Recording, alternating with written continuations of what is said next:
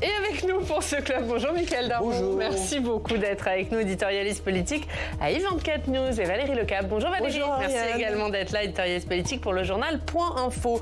On va revenir avec vous sur les suites du meurtre de cette surveillante à Nogent, poignardée par un élève de 14 ans. Quelle réponse apporter, notamment sur le port d'armes ou encore sur les réseaux sociaux? Est-ce le signe d'une société du laxisme? Comme l'a dit Bruno Retailleau, vous nous direz ce que vous en pensez. Et puis l'autre sujet de ce club, c'est Israël, parce qu'hier, Stéphane, l'ambassadeur d'Israël, était au Sénat. Oui, il a évoqué deux sujets très importants. Déjà, l'arrestation de ressortissants français qui étaient à bord de la flottille de la Liberté qui allait vers Gaza, qui ont été arrêtés par la marine israélienne.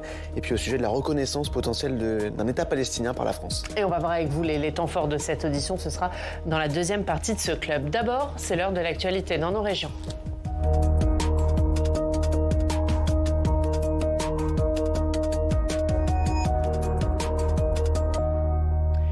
Et c'est l'heure de notre reportage en région. CCAS, vous avez sûrement déjà entendu cet acronyme.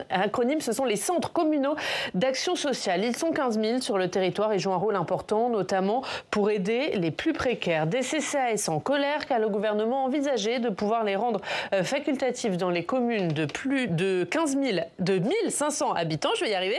Le ministre a finalement fait machine arrière mardi pour comprendre le rôle et l'utilité de ces CCAS. Jérôme Rabier nous emmène dans l'Essonne, à Marolles, en Hurepoix. Depuis presque 30 ans, Marie-Lise Rago fréquente le centre communal d'action sociale de sa commune au moins une fois par mois. Aujourd'hui, c'est au sujet de ses repas livrés à domicile. Bonjour Linda. Ça va? Oui, bien sûr, mais je viens vous voir pour le problème des portages de repas, s'il vous plaît. Acteur majeur de la solidarité dans les communes, le CCAS est un repère pour les habitants qui viennent y chercher de l'aide, mais aussi du contact. On a des rencontres, moi je trouve que c'est très bien, rien que le CCAS, mais ici on rencontre les copines aussi, il n'y a pas que le CCAS qui compte. Et c'est là où on peut arriver à se retrouver.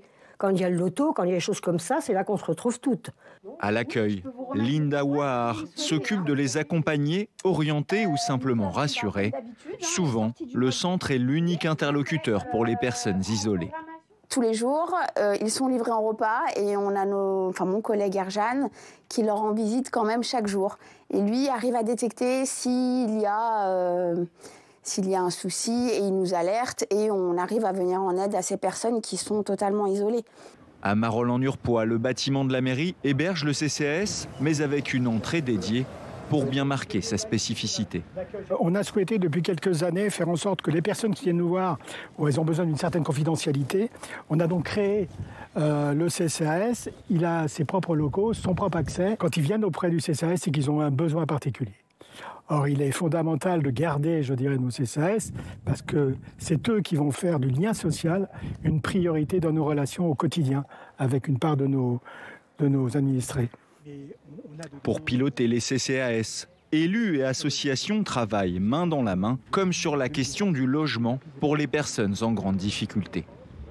C'est une thématique de forte demande. Il y a de grandes difficultés liées au logement dans notre territoire. Et oui, tout en conservant une liberté associative, en lien avec le CCAS, on répond aux besoins sociaux locaux. On a créé une dizaine de logements dans la rue dans laquelle nous sommes actuellement. Et on les propose aux ménages en difficulté de la commune qui en ont besoin. Un modèle bicentenaire dans les communes que le gouvernement voulait revoir en rendant optionnels les CCAS. S'il avait été adopté, ce projet aurait permis à un maire de piloter directement son action sociale. Une aberration pour de nombreux élus. Si nous, on ne les accueille pas, alors qui va les accueillir? Et c'était ça qui nous a, je dirais, structuré la défense, je dirais, de nos CCAS, c'est de dire, finalement, peut-être que ceux qui aujourd'hui ont fait cette décision, ils ne connaissaient pas notre métier. Ils ne connaissaient pas ce qu'on faisait au quotidien. Et je pense qu'il était bon, à un moment ou l'autre, de se rappeler ce qu'est aujourd'hui un CCAS. Face à l'affront des CCAS et le relais de nombreux élus et associatifs, le gouvernement a finalement renoncé à son projet.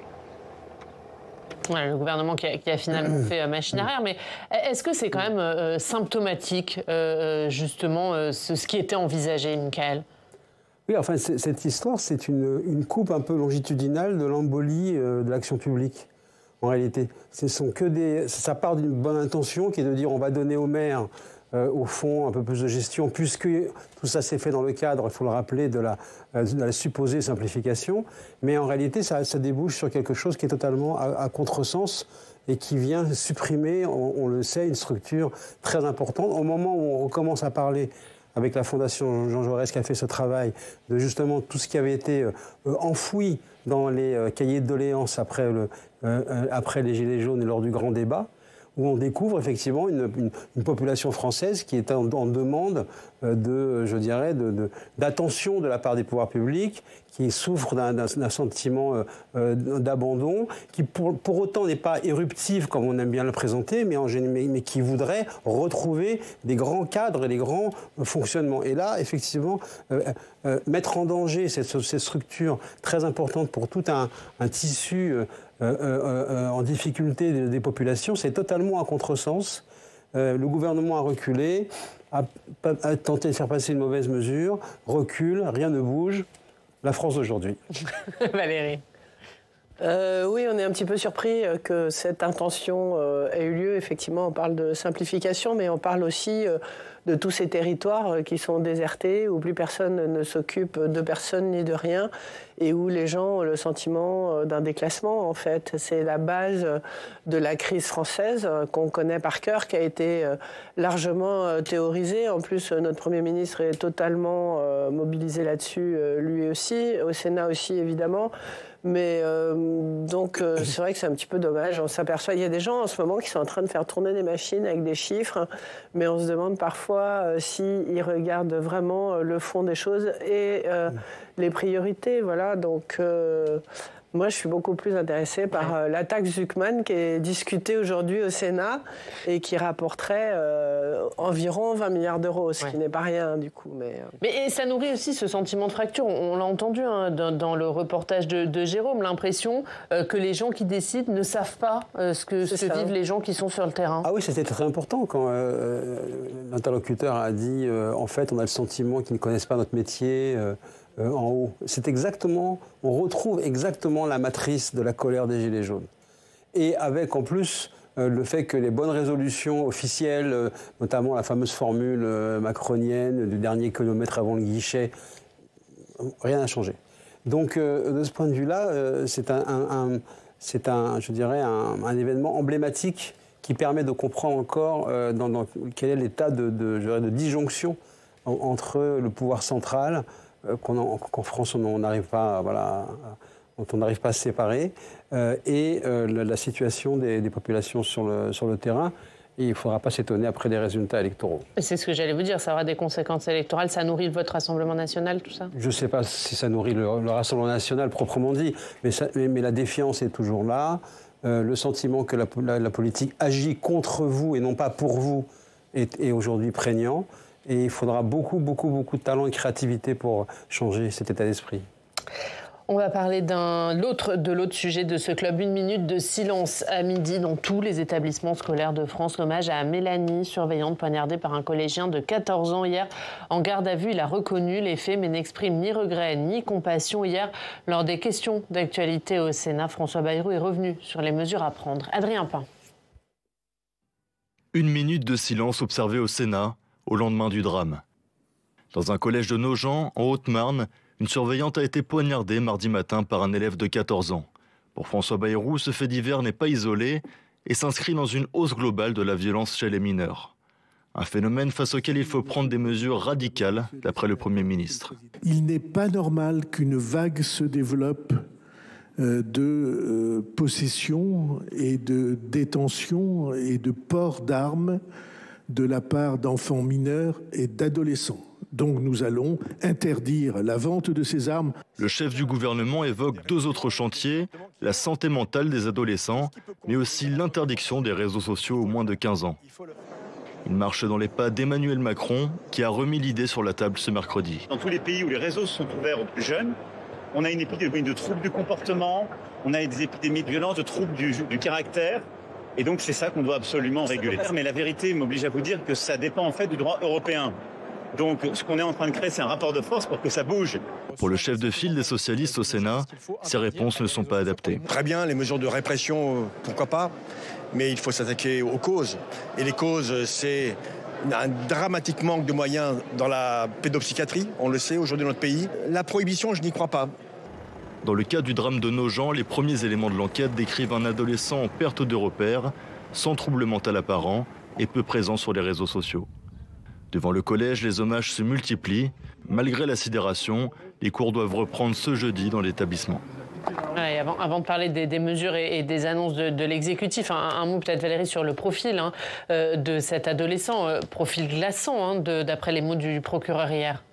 Mais je suis toujours un peu surprise des commentaires parce que il y a eu un changement de comportement chez ce garçon, en fait. C'est-à-dire qu'on vous décrivait un garçon sociable, intégré dans la société, qui était aimable, etc.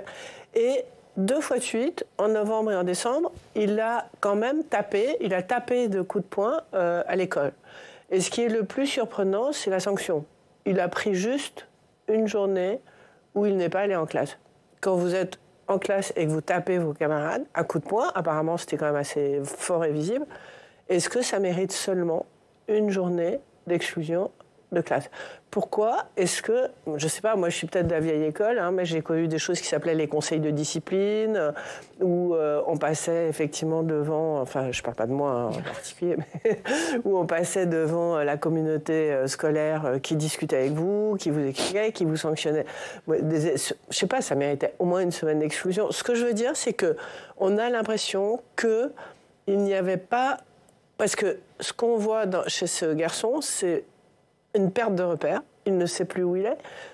Il est il est attiré par la violence et par la mort, mais on a l'impression qu'il n'y a pas de digue, que rien ne l'interdit quelque part, qu'il n'y a pas de choses qui sont... Et je suis étonnée parce qu'on n'entend pas du tout ce type de choses. Parce que là, on parle de la violence des mineurs et on parle aussi de l'éducation nationale. C'est-à-dire que, est-ce que l'éducation nationale a encore les moyens aujourd'hui de détecter, de sanctionner, d'exclure, s'il le faut, des jeunes qui font des choses qu'il ne faut pas faire, comme de taper des camarades de classe. Donc, aujourd'hui, la violence des mineurs, c'est quoi? C'est des séries et des films de plus en plus violents. Personnellement, il y en a, j'arrive même pas à les regarder, donc tellement c'est devenu compliqué. C'est des jeux vidéo qui ne parlent que de mort, d'attaques, de violences, etc. Ce sont les réseaux sociaux. Apparemment, lui, il les utilisait pas tant que ça.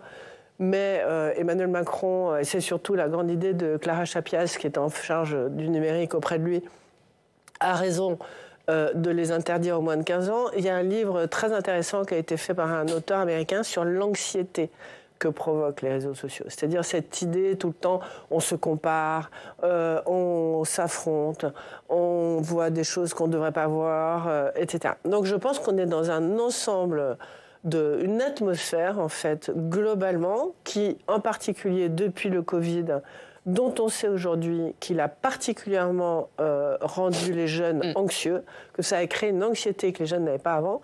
On a un vrai sujet de société, pour moi. Michael.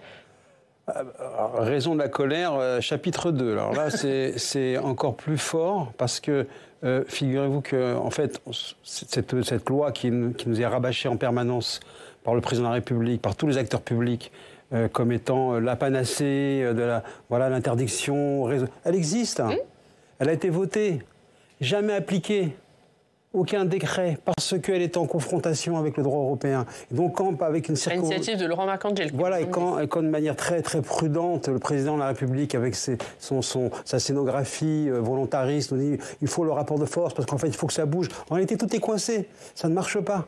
Donc, de ce point de vue-là, bien sûr, le public qui regarde ça, même dans certains partis politiques, on est totalement découragé, parce qu'on voit bien l'impuissance de l'action publique. Après, ce jeune homme, ce jeune tueur, il est effectivement emblématique de cette société ou cette jeunesse sans empathie, qui est formaté par tout ce monde virtuel, effectivement, des réseaux, des jeux vidéo, où la vie, la mort, c'est juste voilà, une frontière que l'on passe maintenant sans aucun problème, et qui transpose ça dans sa vie, dans la vie de tous les jours, dans la vie réelle. Il était référent anti-harcèlement. Et tout d'un coup, il devient un tueur qui dit de toute façon, il fallait tuer sans discernement, il fallait que je tranche quelqu'un. Donc, le désarroi est le plus total. On entend bien les pouvoirs publics, enfin les responsables publics qui n'ont en réalité aucune solution. Ils n'ont que des incantations. Oui, parce que François Bayrou est venu immédiatement aux 20h de TF1 dire qu'il faut interdire la vente d'armes blanches aux mineurs. On voit que lui, il avait un couteau de cuisine. Est-ce que, du coup, cette mesure va servir à quelque chose ? Exactement. Il a pris cet ustensile chez ses parents, il ne se l'est pas fait livrer. Alors, on aurait pu penser qu'effectivement, le Premier ministre s'inspire de ce qui se passe, de la législation qui existe au Royaume-Uni. Vous savez que pour pouvoir récupérer et commander, par exemple, sur Amazon des couteaux, il faut être présent à la réception et délivrer sa carte d'identité et montrer effectivement qu'on a l'âge requis pour pouvoir acheter ce genre de choses. Il y a un phénomène incroyable déjà au Royaume-Uni d'attaque à l'arme blanche, et il y a eu des législations très très dures qui ont été mises en place. Peut-être qu'il lorgne un petit peu de ce côté-là, mais une fois de plus, c'est la lenteur de l'action publique qui vient se télescoper à l'urgence des problèmes. Et ça amène à des propos comme ceux de Laurent Nunez, préfet de police, qui quand même passe pas pour un fou furieux de l'autorité absolue, qui dit il faudra un choc autoritaire en France.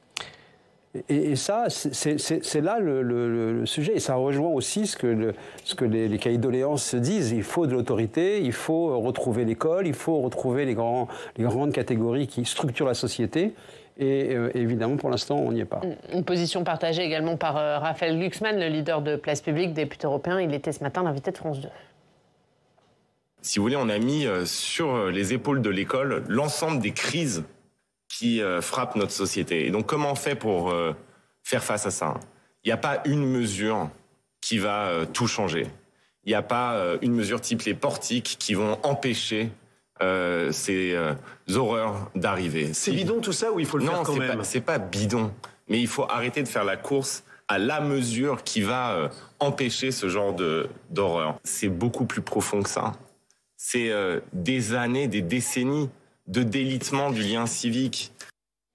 Il ne faut pas faire la course à la mesure. On est dans un mal qui est plus profond, comme le dit Raphaël Glucksmann. Oui, moi je suis absolument d'accord avec ça. Je pense qu'il y a eu un changement de paradigme absolument complet, que la jeune génération est confrontée à des violences, à des choses qui débordent complètement.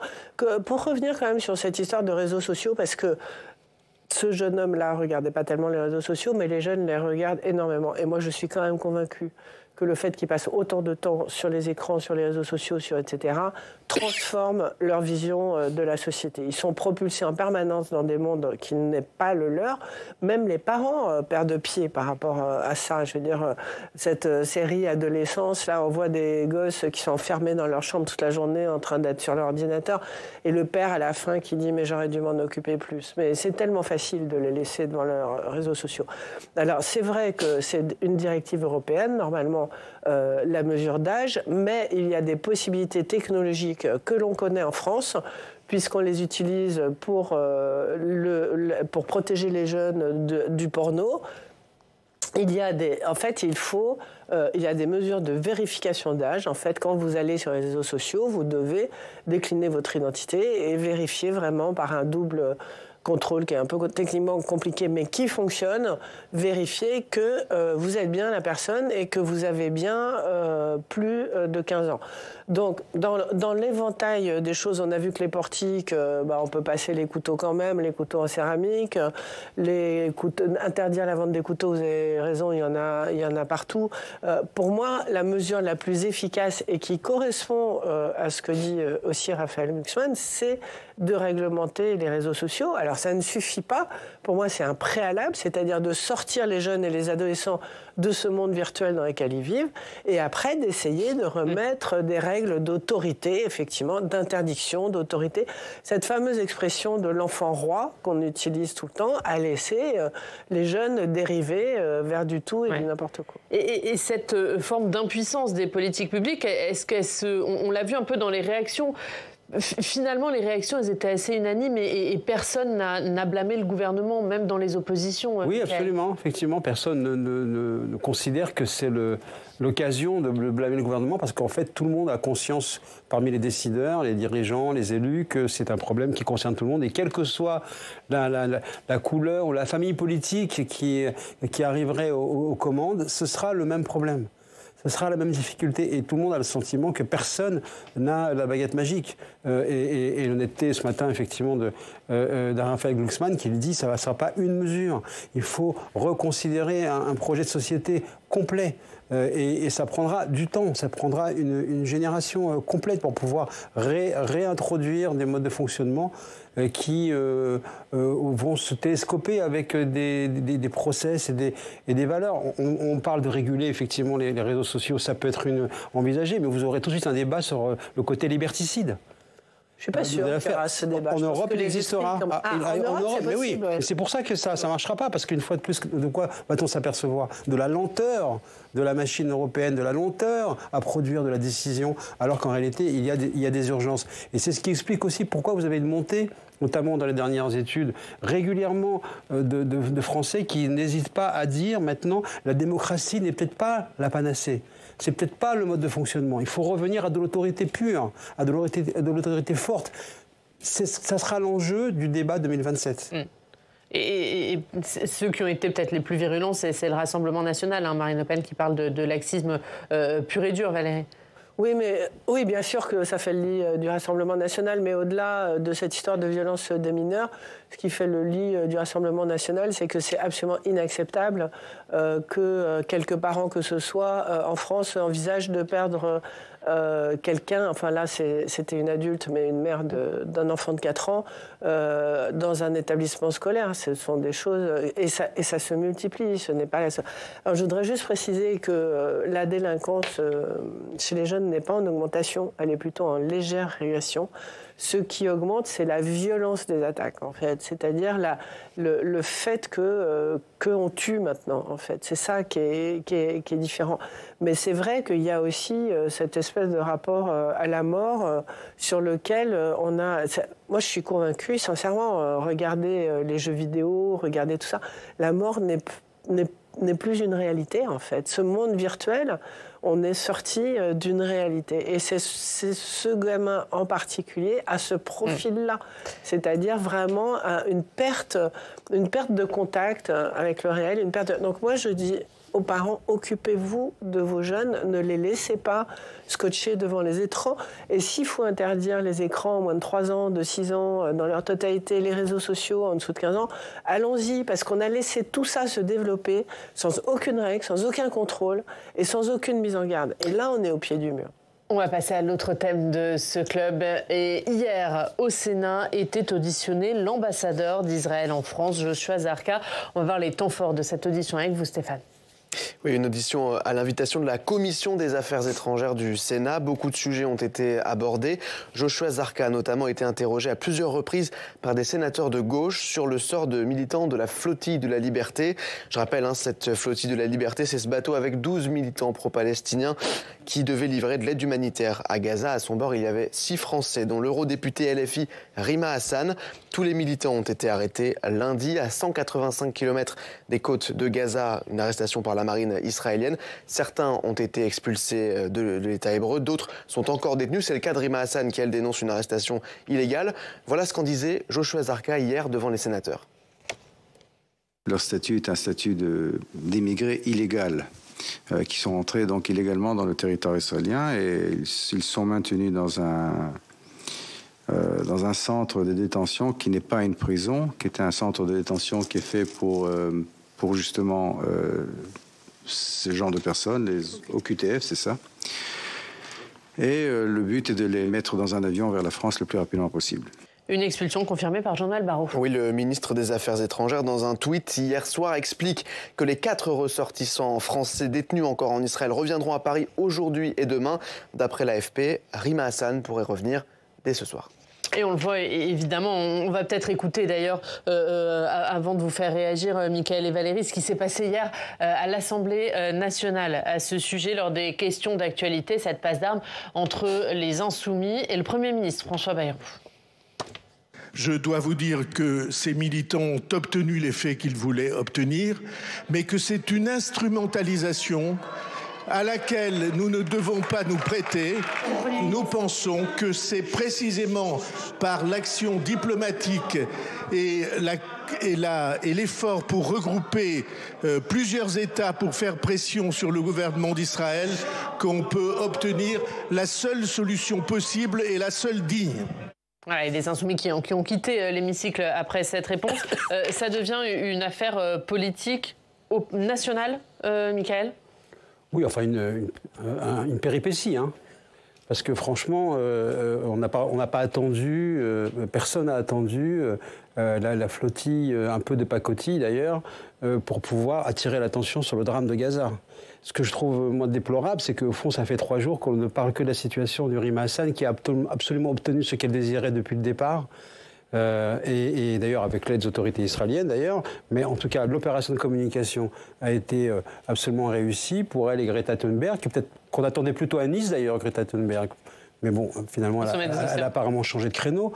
Et en réalité, ça détourne de la réalité de ce qui se passe à Gaza et du drame et du chaos et des solutions politiques qu'il faut maintenant envisager pour que, cette guerre s'arrête et que, 2, on retrouve une capacité de penser une politique pour reconstruire cette région et faire en sorte qu'il y ait une capacité de construire une société palestinienne. Parce que pour l'instant, elle n'existe pas. Et pas uniquement du fait des bombardements israéliens. Elle n'existe pas parce que ça fait 20 ans que le Hamas a détruit une société palestinienne au profit de son propre profit, justement, de tunnels, d'argent et de haine. Donc, franchement, ça n'est pas l'opération de communication de Rima Hassan qui va faire bouger quoi que ce soit. Il y a une instrumentalisation, comme l'a dit hier François Bayrou, de la part des Insoumis. Oui, tout à fait, mais plus que ça, moi je trouve que ça change la vie politique française. C'est dangereux pour la vie politique française. Qu'est-ce qui se passe ?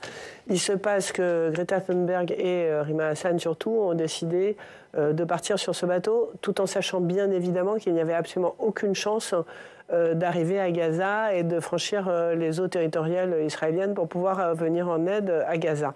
Mais la représentation de ça, il faut écouter attentivement le discours de Jean-Luc Mélenchon sur la place de la République. C'était avant-hier soir, je crois, quand ils ont été arrêtés, quand Rima Hassan a été arrêté. Il a retrouvé... Lui, on croyait qu'il était complètement cramé. Il s'est pris une émission absolument épouvantable contre le fonctionnement de la France insoumise à la télévision. Ce livre, La Meute, dont absolument tout le monde a parlé. Moi, sincèrement, il y a des moments où je me dis... Il est cramé, il ne va pas pouvoir continuer avec ses méthodes, ses machins.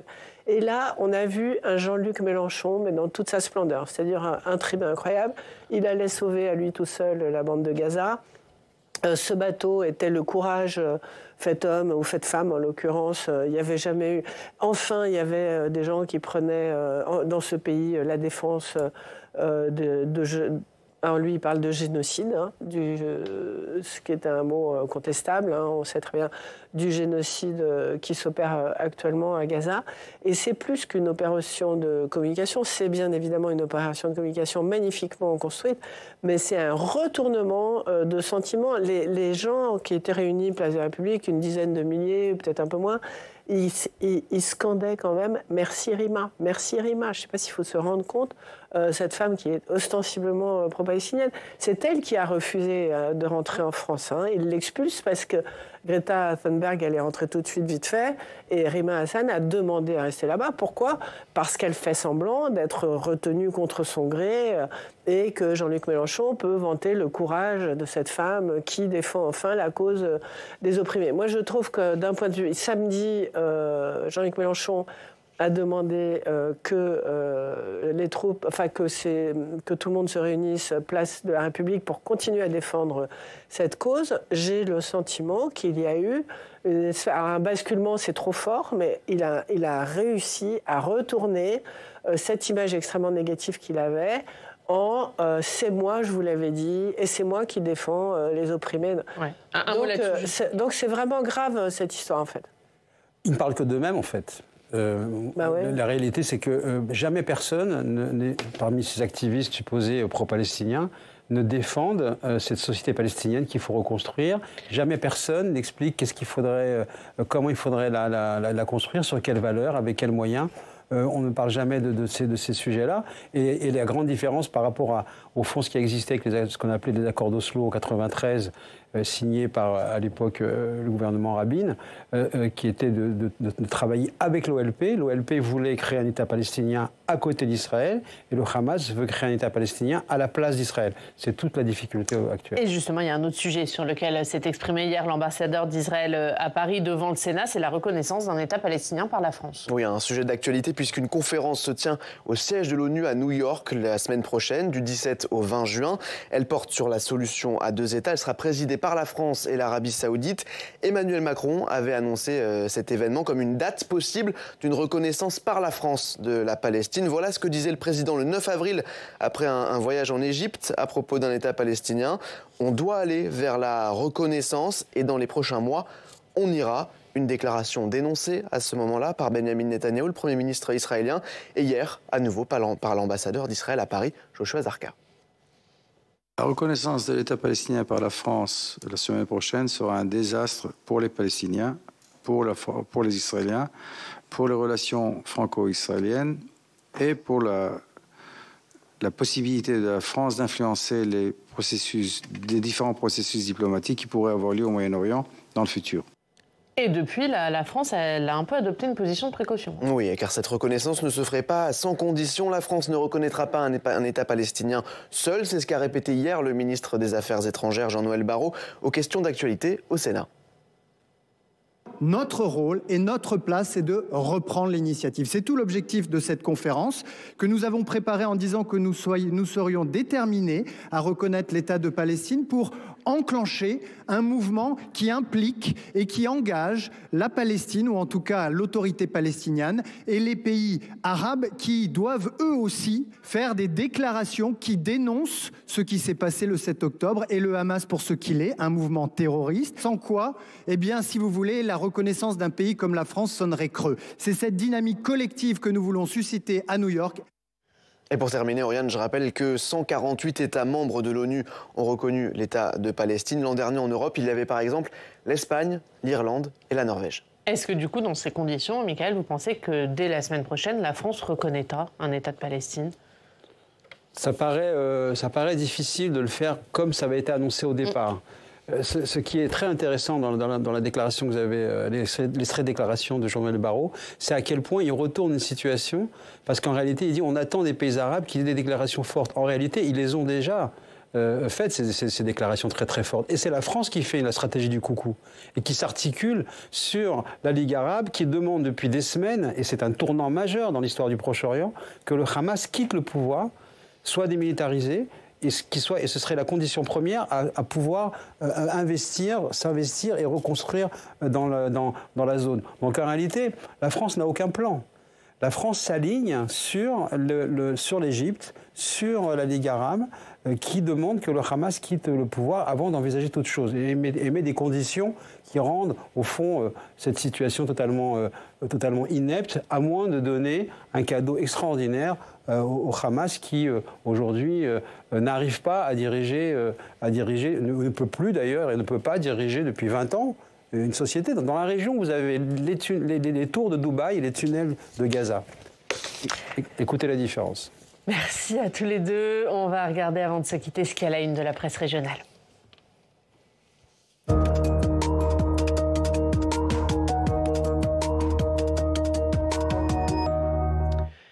Et Stéphane, on commence avec la sidération et les hommages après le meurtre de Mélanie, cette surveillante poignardée par un adolescent de 14 ans. Une sidération qui se prolonge après la conférence de presse du procureur de la République de Chaumont.